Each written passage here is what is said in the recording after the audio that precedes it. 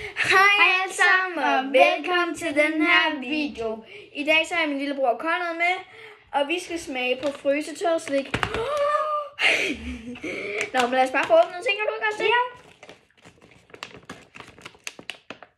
Og vi ved godt, det her er ikke så nyt mere. Det ved vi godt, ja. Vent, jeg har ikke åbnet den. Jeg ved det.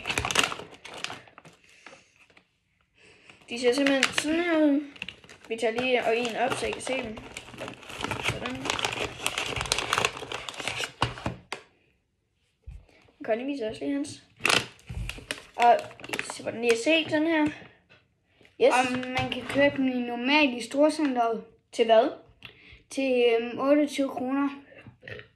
Er I klar? Skål!